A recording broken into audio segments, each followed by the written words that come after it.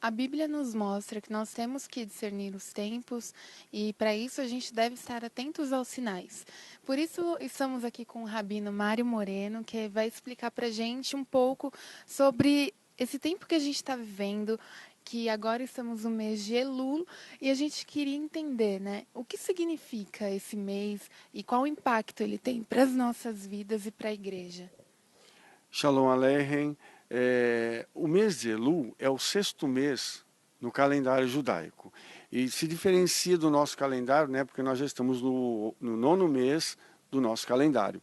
Então, nesse mês de Elul, é um mês muito interessante porque, segundo a tradição judaica, é o mês em que o rei está no campo. Isso significa que nós temos um acesso muito maior ao Eterno por conta desse estar, nessa disponibilidade de ter esse acesso maior a ele. E dessa forma, esse também é um mês especial, porque é um mês no qual nós temos a oportunidade de nos arrependermos. A tradição judaica chama isso de Teshuvá. É o mês que se faz Teshuvá, ou seja, em que a nossa vida ela é colocada diante do Eterno para que nós nos preparemos para o mês que vem, que é o mês de Tishrei, onde vai haver a mudança do nosso ano. Então o mês de Elul ele é um mês de transição e de preparação para a gente, no qual a gente tem a condição de estar também buscando a presença do rei de uma forma toda especial.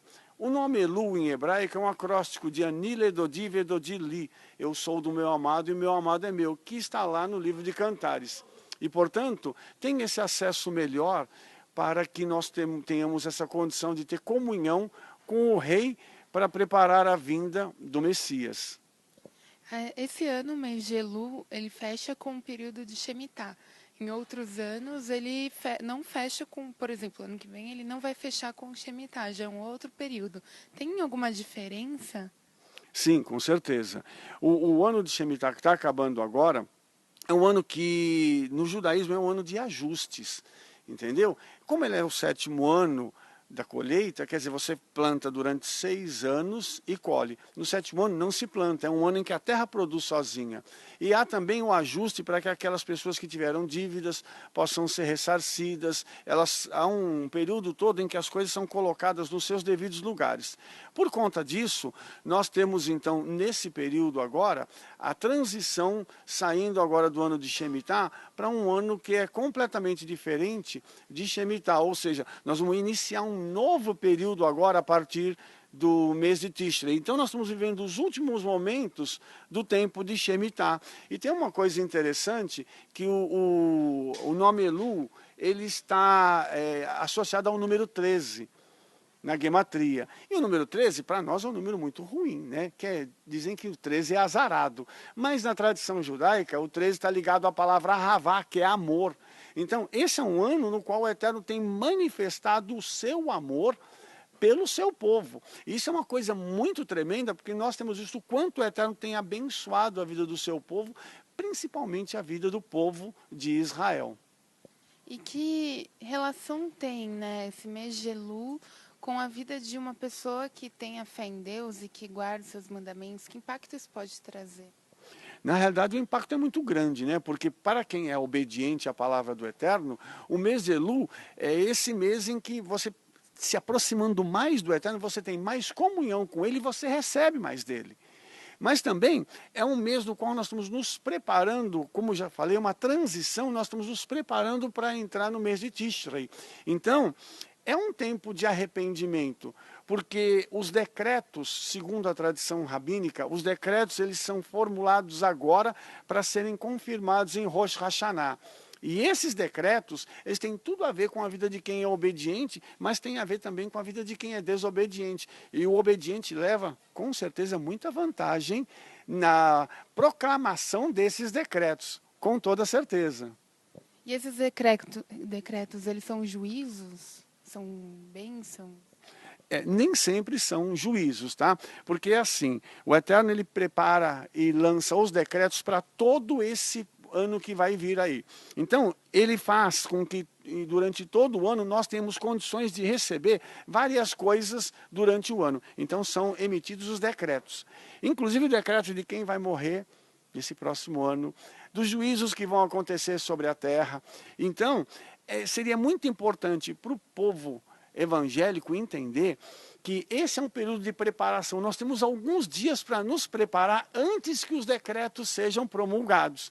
Por isso que a gente precisa de arrependimento, precisa buscar a face do Eterno, para que ele possa, inclusive, reverter alguns decretos negativos e transformá-los em positivos, como foi o caso do rei Ezequias. O profeta Isaías foi enviado para dizer a ele que ele deveria morrer. Quando ele fez techuvá e se arrependeu, o Eterno, então, reverteu um decreto de morte para um decreto de vida. E isso também aconteceu em Purim, né? Quando os judeus estavam no cativeiro, houve um decreto de morte contra eles que o Eterno reverteu em vida. Então, um decreto negativo, ele pode ser sim revertido, mas vai depender do grau de arrependimento que nós vamos ter para que isso aconteça, entendeu? Então a gente pode entender assim que até o dia 12 de setembro, né, que é o período que finaliza o mês de Elu, é um tempo de nós, como cristãos, buscarmos a face de Deus com o coração quebrantado, arrependidos, para que a gente viva um novo ciclo, né? Exatamente isso. E você falou até uma coisa interessante, porque os judeus em Israel, principalmente os rabinos e os nossos sábios, eles têm dito que Mashiach virá nesse próximo ano.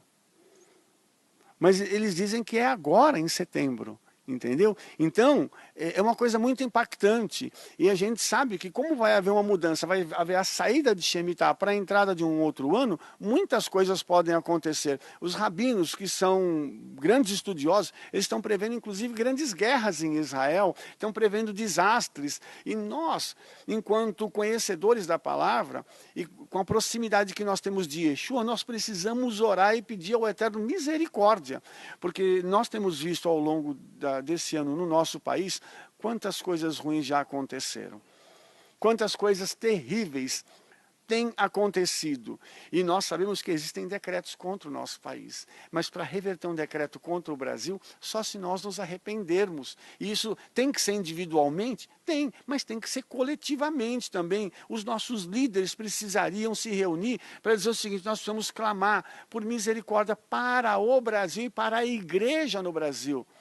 A gente tem percebido o seguinte, que a igreja tem padecido hoje de um grande mal, que é falta desse conhecimento para ter um relacionamento mais profundo com o Eterno. Ninguém tem relacionamento sem ter conhecimento. Eu não me caso com uma mulher que eu não conheço.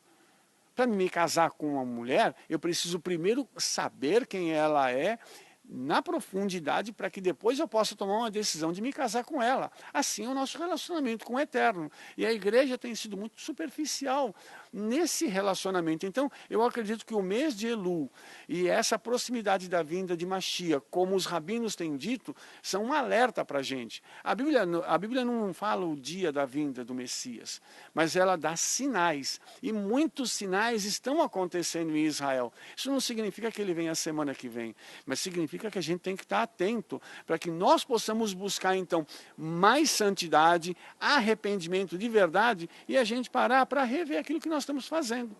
Será que as nossas atitudes são condizentes com aquilo que o Eterno está esperando de nós? Será que essa igreja é realmente a noiva que ele está aguardando?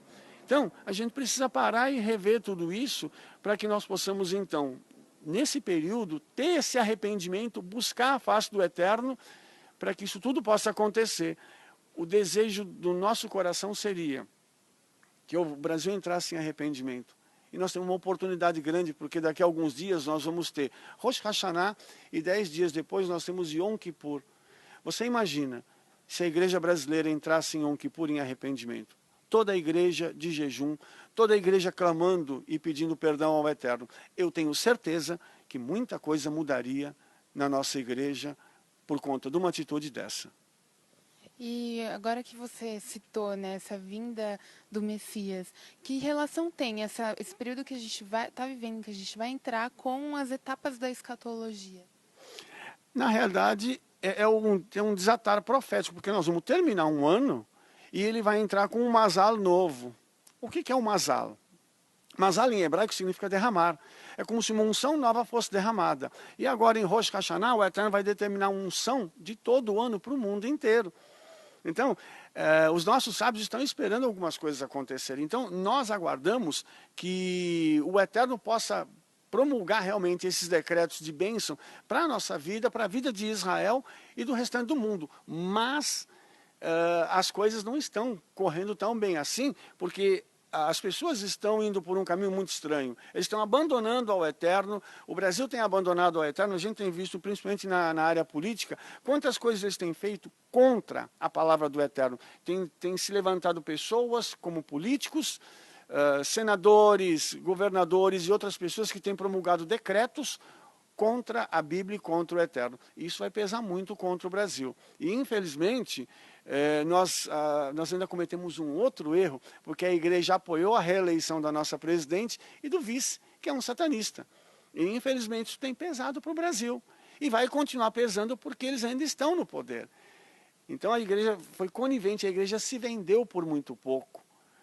Ou eu acho até que por nada, porque acho que não tem preço que pague a salvação. E eles abriram mão de uma série de coisas para poder apoiar uma mulher e um homem que notavelmente estão contra o nosso povo. Agora nós estamos pagando o preço por isso. E eu acredito que só um profundo arrependimento para o Brasil, uma ida ao pó, é que vai consertar isso, mas eu ainda acho que dá tempo. Eu ainda acho que dá para a gente fazer alguma coisa se a gente reunir a liderança da nação, se a gente pegar esse pessoal que está interessado mesmo em fazer alguma coisa para que o Brasil possa mudar de rumo, para que a igreja possa mudar de rumo e ainda aquilo que foi prometido para o Brasil, que é o avivamento, possa vir sobre nós, porque nada disso tem acontecido até os nossos dias, e eu digo isso com dor no coração, porque eu faço parte desse povo, dessa noiva.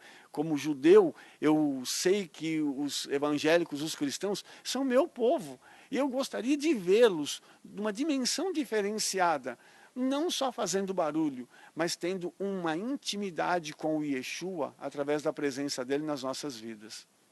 Até porque o avivamento vem com arrependimento e com conhecimento, né? Com certeza. São dois ingredientes indispensáveis para o avivamento. Não adianta a gente falar de avivamento de barulho, porque barulho a gente já tem muito por aí. Mas nós precisamos da presença, da intimidade de Yeshua com o seu povo e nós com ele. E a gente vê hoje que o pessoal não está buscando isso. As pessoas estão buscando casa, carro, eu quero bênção. Eu vou fazer uma campanha, porque no final eu quero receber isso, eu quero receber aquilo. E as pessoas estão preocupadas em ficar aqui na terra, e o arrebatamento está chegando. Eu não entendo essa inversão de valores. As pessoas preocupadas com a terra, quando o céu está nos esperando.